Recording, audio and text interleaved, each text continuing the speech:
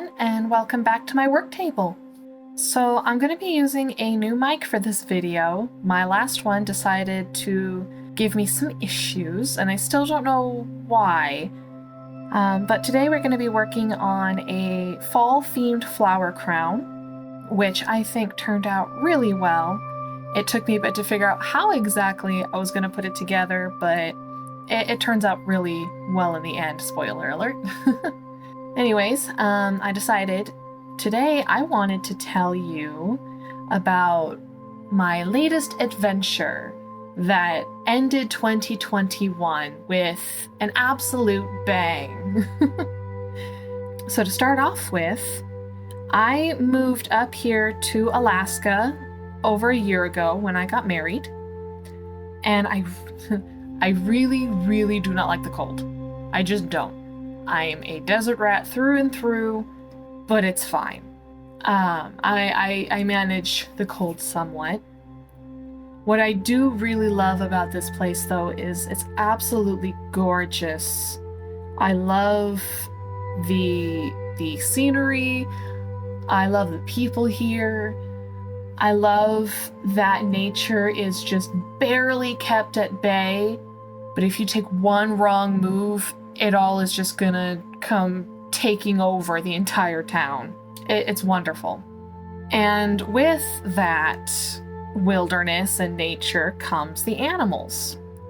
And the most common animals that you see up here are foxes and moose and dogs. But I mean, dogs are everywhere, it seems like.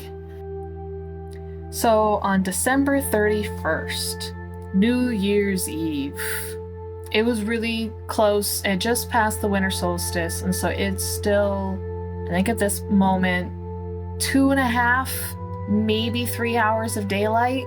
Was not very much at all. And because of that, I constantly have my porch light on. And while the porch light illuminates the driveway pretty well, it does not go past the sides of the house. It just illuminates the porch and half of the driveway. And usually that's not a problem. So at the time I was transitioning, I was doing DoorDash for quite a while, but then I decided to do Lyft instead. And I had already done it a couple times. I was really enjoying it. And so that night I thought, New Year's Eve, there's going to be a lot of people needing rides around town. I'll go see if I can earn a little bit of extra money. And it had just rained and snowed forever. We had so much. First off, the rain was very much unexpected. It was not supposed to rain in December. And then right after that, it turned to snow. We got so much snow. I had to shovel our driveway. And after shoveling it out of the driveway and onto the sides of my yard, the snow was almost as tall as I am. And I'm pretty tall. So it was a lot, and I still didn't get it all out of the driveway. My driveway's very uneven, but I mean, it's winter. What are you gonna do? And so we don't have a garage, and because of that, my car covered in snow. And I was trying to clear off the snow and ice so that people could get into my car so I could drive them around. Anyways, so I started off, my husband had left for work, so I was by myself, and I was trying to convince myself to go out and work.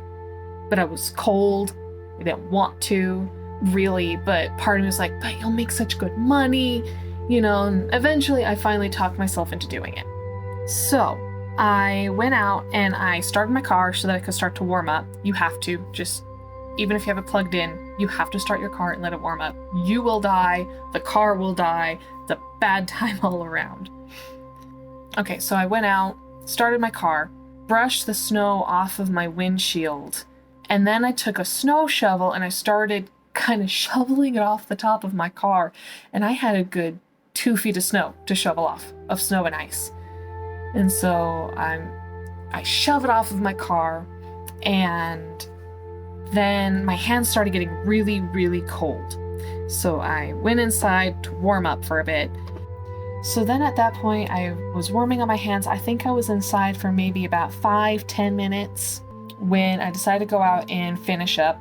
And I got my scraper out of the car and I started scraping the ice, not only off the windows, but off of the doorknob as well. Just kind of brushing it off and getting the snow off, so it was not only easier to grab the handle, but you weren't going to lose a hand because it was just pure ice. It's cold. And like I said, the porch light illuminates just right there where my car is. My porch light has a sensor where it's just dim, but then if something moves, it gets brighter. And so as I'm moving around, it's kind of like going dark and then bright, dark, bright, dark, bright. And as I was scraping off the windshield, it got bright. And I thought, oh, okay, cool. I didn't think I moved that much.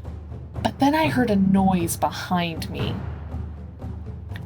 I'm holding a window scraper that has a brush attachment, so one of those long ones. And so I'm holding it in my hand as I turn around, and right there in front of me is a moose. It was a juvenile moose. Its horns didn't even go past his nose. They were very small. But it was a moose. And he was staring right at me. What I had not realized was around the corner of my porch, that's where our water tank is. And so I have a path dug out so that we can get to the water tank just fine and get it filled and everything. What I did not know was Sir Moose decided he was going to sleep there by the water tank. And apparently I had made so much noise getting the ice and stuff off my car, I made him mad. I woke him up. And so I'm standing there, and he's staring at me, and it legitimately felt like time went still for like 2 seconds. I had never encountered a moose before. I had seen them plenty of times. In fact, last winter, there was a mama moose and her baby that hung around our yard every now and then.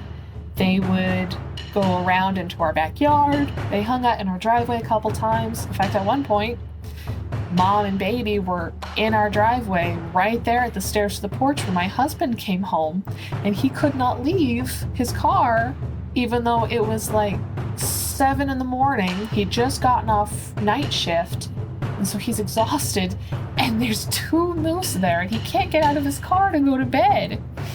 Until finally they moved enough to where he could safely get inside. And so I personally had never face-to-face encountered a moose. I had seen them, I knew they were dangerous, I've heard horror stories about moose, but I had never been in like face-to-face with a moose before. Not even at the zoo. I've never seen a moose before. So I'm standing there, side of my car, and there's a moose, like 4 feet away. He was so close, guys. And in that slow down moment, I legitimately thought I'm going to die, because I could tell he was mad. His head was down.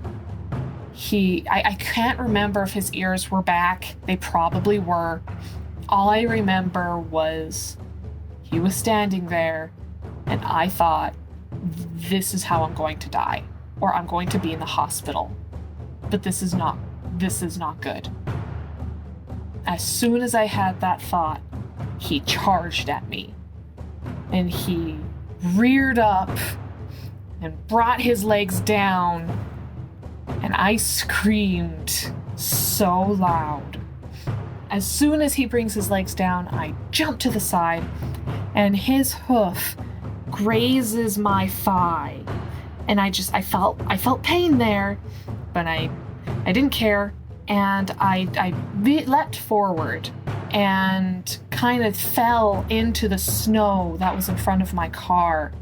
And I'm starting to kind of hyperventilate. Adrenaline is coursing through me as I half scramble around the front of my car and get into my car. And I slammed the passenger side door closed, and I'm hyperventilating. I have the completely useless scraper in my hand, and I look out, and he's staring right at me. He's standing there.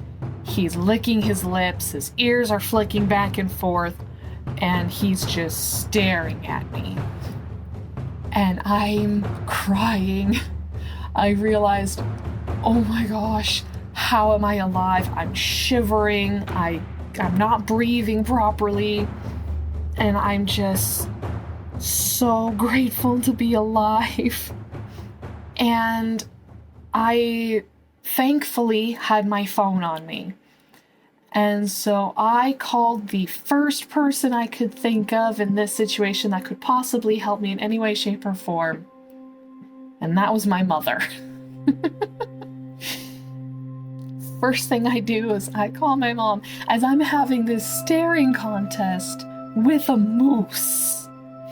And my mom picks up, and we like to joke around a lot, right? And the kind of humor I have with her is, if I try and call her and for whatever reason she can't or doesn't answer, I'll leave a voicemail saying like, "Oh, I guess you don't want to talk to me. I see how it is," that kind of thing. And so I'm hyperventilating, I'm crying, and I call my mom, and first thing she says is like, "Well, what if I was asleep?" And I'm like, well, and she's like, "What's wrong? Are you okay? What happened?" Because she could hear me crying, and I felt slightly guilty for ruining the joke, but I'm like, I'm fine. I mean, I almost wasn't, but I'm fine. And I explained what happened as I'm crying, and I'm still staring at this moose, who is still staring at me. And as I'm crying to my mom on the phone, he leans forward, takes a bite out of the snow that was still on my mirror, and started eating it. And I swear it was an intimidation tactic, because he did not break eye contact with me at all. And so I told my mom what happened. My sister was also there, and they're like, "Oh my gosh, are you okay? Where are you?" And said, like, "I'm in my car. I can't leave. He's staring at me. He just ate snow off of my car." And I was talking with them, like, basically trying to calm down, and realized I'm not dead. I'm okay. But what do? I'm trapped in my car. And then my mom's like, "Well, can you call your husband?" And I'm like, I mean, I could, but he's at work, and his job is like half an hour away. I didn't want to take him from his work unless it was an actual emergency. And because I was in my car and the moose couldn't get to me, I felt better about my chances. Most of the danger had passed at this point.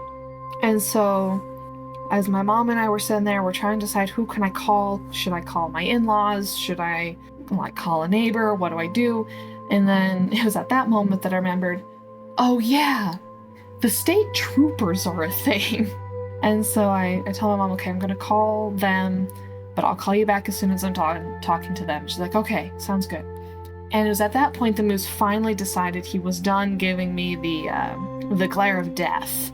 Because at that point, as soon as I hung up on my mom and I was getting ready to call the state troopers, he decided to move behind my car.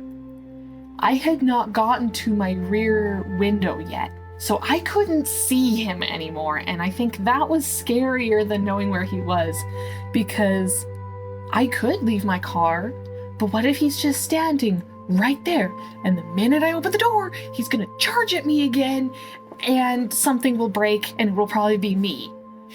So I get a hold of the troopers. I'm still kind of crying at this point. I'm still really stressed. And I get a hold of dispatch. Well, first, I didn't call the troopers straight away. What I did is I called the non-emergency police line.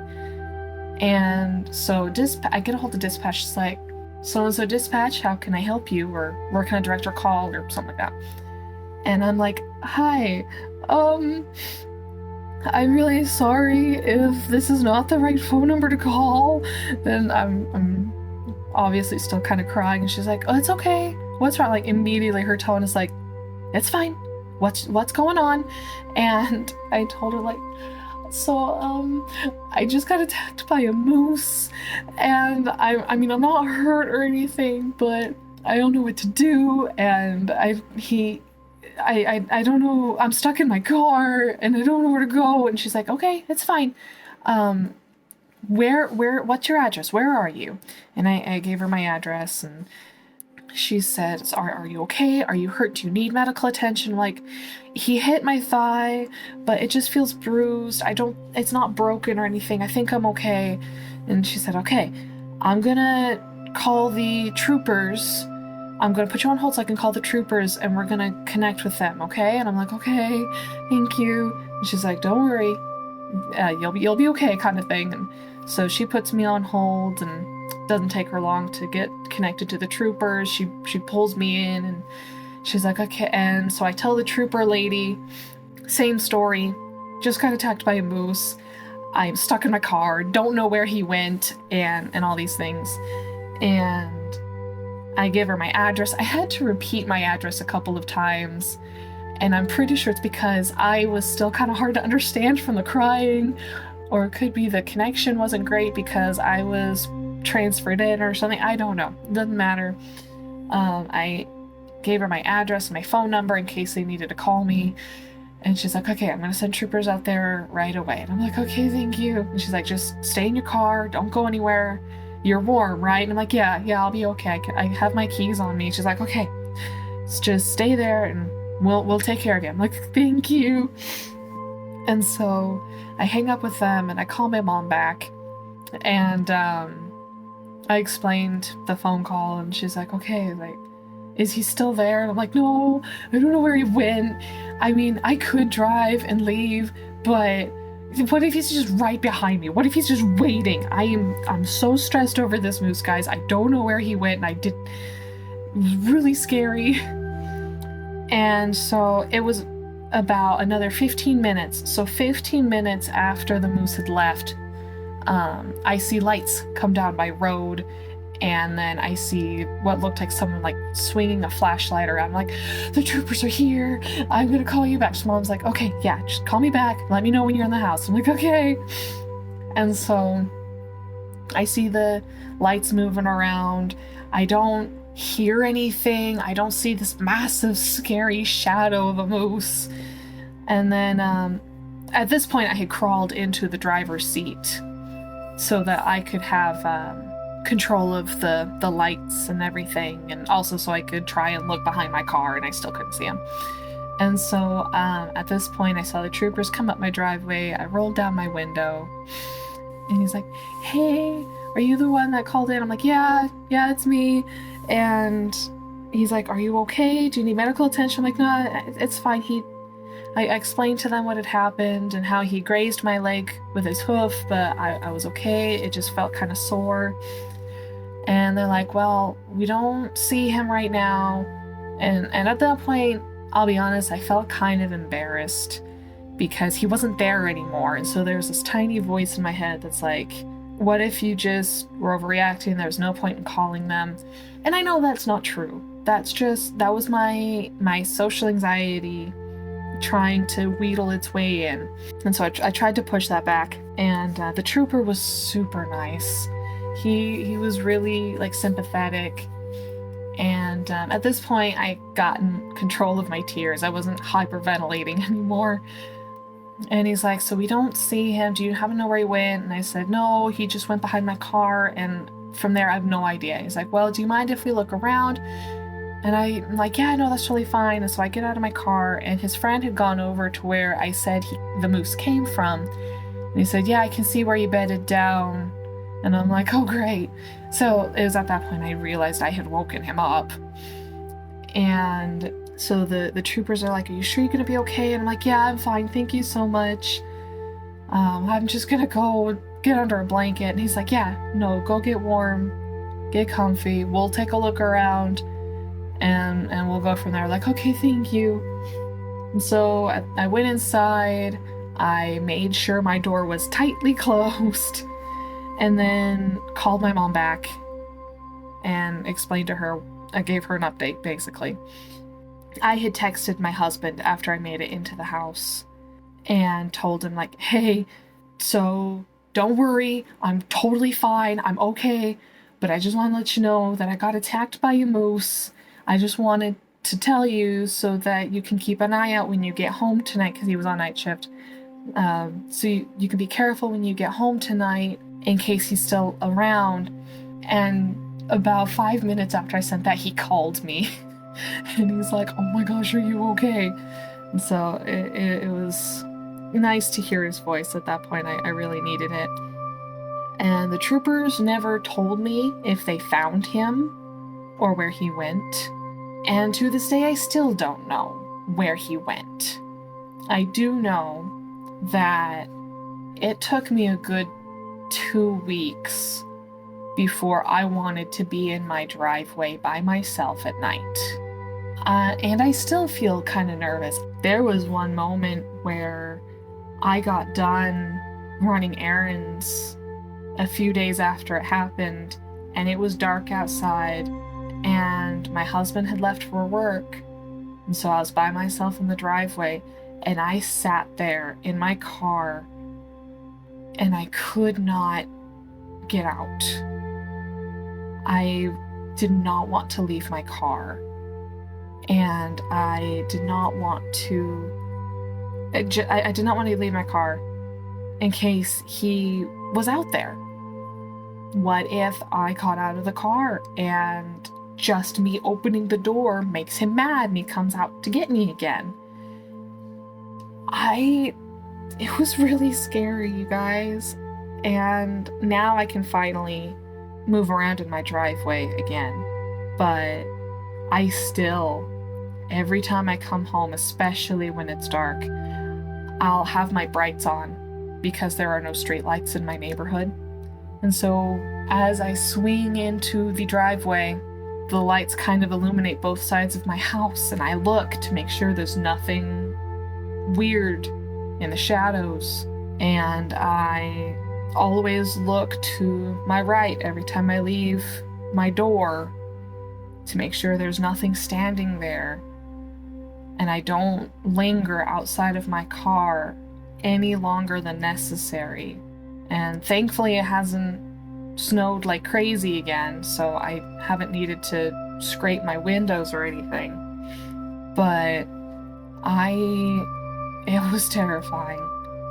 It was kind of funny because my husband told me, you know, I've never actually made physical contact with a moose, so you've got me beat there. You're more Alaskan than I am. And to be honest, I would rather not be more Alaskan. I've had enough. I feel plenty Alaskan now. But I'm okay. Everything turned out fine. I actually didn't even bruise. Like, I was really tender there, but there was no bruise. There'd be a few times where I'd be like sitting down and I'd put my elbow down on my thigh and then like flinch, like, oh yeah, let's not put pressure there, that hurts. But I felt nothing when I walked around. It was a little red for a while, but that was it. I was honestly really lucky. Moose attacks are no joke, and I know I got out of it pretty much unscathed, and I'm incredibly grateful for that. I'm incredibly grateful that my car was on, so I had my keys in order to stay warm, because I was in that car for half an hour in sub-zero temperatures. I'm incredibly grateful I had my phone on me, and I'm very grateful that I got away pretty much unscathed. And I'm also incredibly grateful for my husband. He was incredibly supportive throughout the whole thing and did everything he could to make sure I felt safe and comfortable. He went out and looked around the entire house. He looked to see if there were any fresh tracks, if there was any way to tell he had come back. My husband couldn't see anything, so that really helped. And just knowing that he didn't think I was overreacting, because I was nervous. I was worried that I am the non-native Alaskan. I moved here. I don't have the same experiences as everyone else, and so I was really worried that maybe I was overreacting with the whole thing. But I've had a lot of people tell me, like, no, you are incredibly, insanely lucky. How are you alive? So that kind of helped with the anxiety. Anyways, here is my finished product. I'm incredibly happy with how the crown turned out, and thank you so much for watching this video. I do have a couple announcements I'd like to make. First off being, I'm actually going to be at a convention, Alaska Comic-Con. I don't know if I have any viewers here or any viewers who are going to this convention. On the slim chance there are, please come say hi. Between now and the convention, I actually do want to do a live stream. I'm selling things at the convention, like my crowns and things. And there's still a bunch of stuff I'd like to make. So I was thinking of doing a live stream, just kind of chilling and quickly making a bunch of stuff and hanging out with you guys and chatting. So if you're interested, please let me know. I will I'll make a post on the channel and everything when I know for sure when I'm doing it. Chances are it's going to be sometime next week, but I'll let you know for sure before I actually start anything. It'll be my first live stream, so it'll be a bit of a learning experience as well. Hopefully I'll be able to get some stuff done. So thank you for watching. Please subscribe if you haven't, leave a like, comment, anything like that. I love to hear from you guys, and I look forward to the next time we meet up, whether that's in a video, in a live stream, at the convention. So yeah, I hope everyone has a good rest of your day, and I will see you next time. Bye!